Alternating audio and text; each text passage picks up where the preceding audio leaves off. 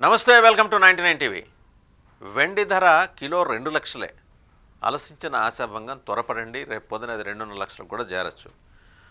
వెండే బంగారం అయ్యే, పలుకే బంగారం అయ్యే అని ఉంటుంది కదా, అలాగే వెండే బంగారం అయిపోతుంది. సో బంగారానికి లేని డిమాండ్ వెండికి ఎందుకు వస్తుంది? ప్రపంచవ్యాప్తంగా జరుగుతున్న పరిస్థితులను ఒకసారి మనం గమనంలోకి తీసుకుంటే, ఈ స్టాటిస్టిక్స్లోకి వెళ్తే కనుక వెండి ధరల పెరుగుదలకి ప్రధాన కారణాలు ఏం చూపిస్తున్నాయంటే పరిశ్రమల డిమాండ్. ఎలక్ట్రిక్ వాహనాలు, సోలార్ ప్యానల్సు, ఎలక్ట్రానిక్సు, ఇవన్నీ కూడా ఈ డిసిప్లిన్స్ అన్నీ కూడా హెవీలీ డిపెండెంట్ ఆన్ సిల్వర్.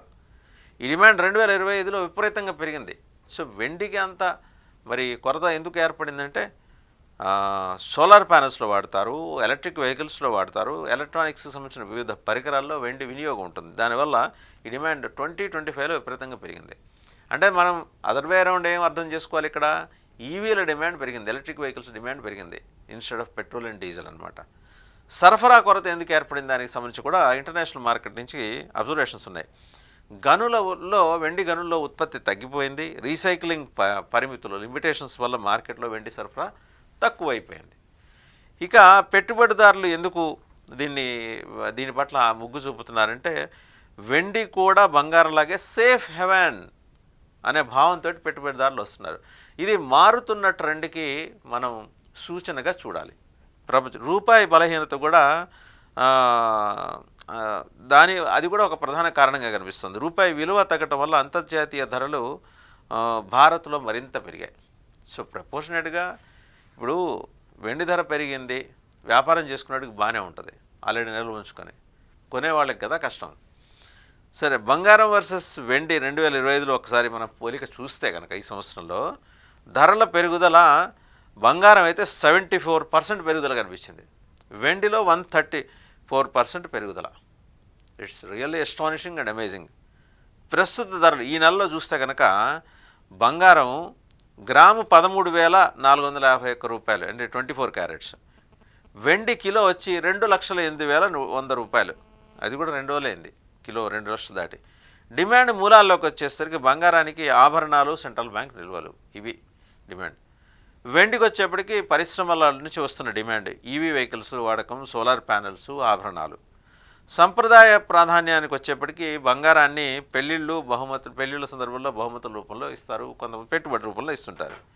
వెండి దగ్గరకు వచ్చేప్పటికీ గృహ వినియోగం, ఆభరణాలు, పరిశ్రమ, ఇళ్లల్లో కూడా బాగా వినియోగం పెరిగింది.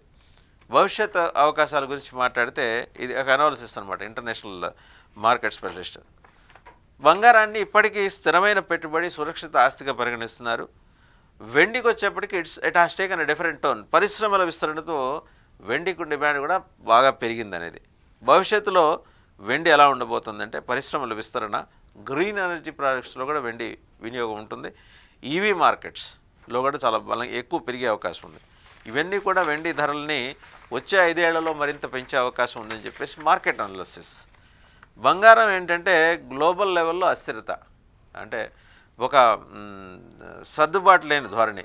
సెంట్రల్ బ్యాంక్ కొనుగోళ్లు కూడా స్థిరంగానే పెరుగుతూ ఉంటుంది. ఇదొకటి బంగారం సంబంధించి.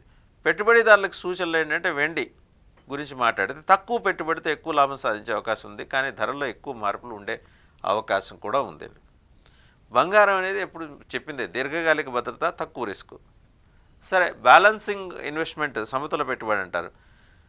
బంగారంలోనూ కొంత పెట్టుబడి పెట్టడం, వెండిలోనూ కొంత పెట్టుబడి పెట్టడం ఉత్తమం అనేది. మొత్తంగా ఏంటంటే 2025లో వెండి బంగారాన్ని నుంచి వెలిగిపోతోంది.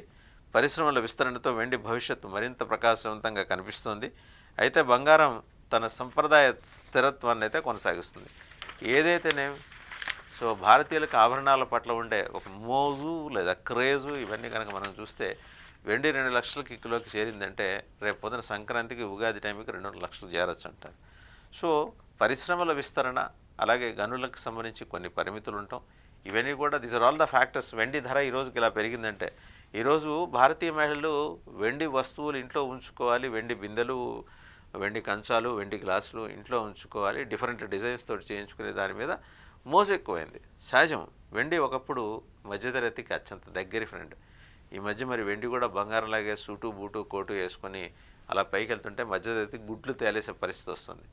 వెండైనా వాళ్ళ మీద కనికరిస్తుందా, లేకపోతే వెండే బంగారం అయిపోతుందా, వేచి చూడాలి.